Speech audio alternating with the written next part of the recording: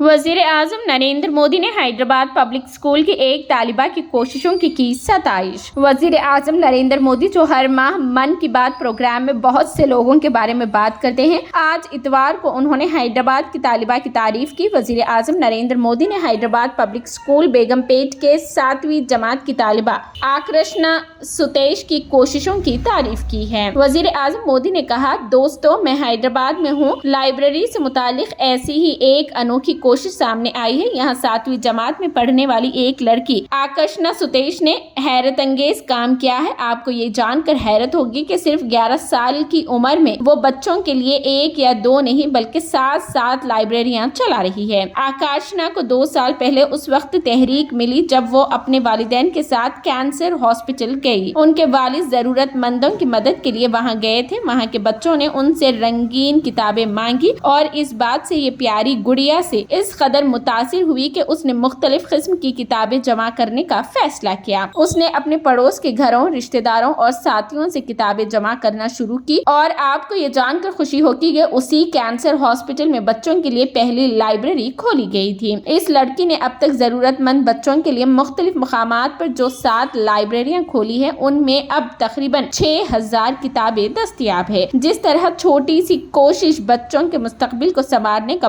बहुत अच्छा काम कर रही है, वो सबको मुतासिर करने वाली है। साथियों, मुझे हैदराबाद में लाइब्रेरी से जुड़े एक ऐसे ही अनूठे प्रयास के बारे में पता चला है। यहाँ 7वीं क्लास में पढ़ने वाली बिटिया आकर्षणा सतीश ने तो कमाल कर दिया है। आपको यह जानकर आश्चर्य हो सकता है कि महज 11 साल की उम्र में ये बच्चों के लिए 1-2 नहीं बल्कि 7 लाइब्रेरी चला रही है।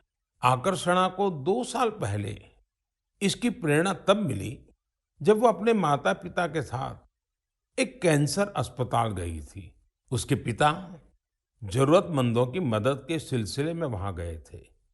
बच्चों ने वहां उनसे कलरिंग बुक्स की मांग की और यही बात इस प्यारी सी गुड़िया को इतनी छू गई कि उसने अलग अलग तरह की किताबें जुटाने की ठान ली।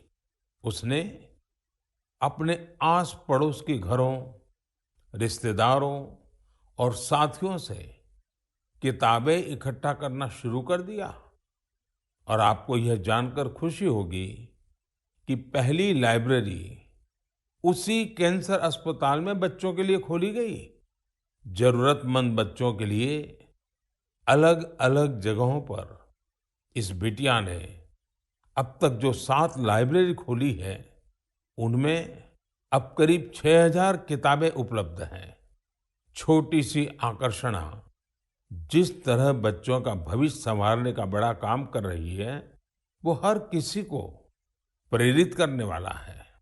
साथियों, ये बात सही है कि आज का दौर डिजिटल टेक्नोलॉजी और ई बुक्स का है, लेकिन फिर भी किताबें हमारे जीवन में हमेशा एक अच्छे दोस्त की भूमिका निभाती हैं।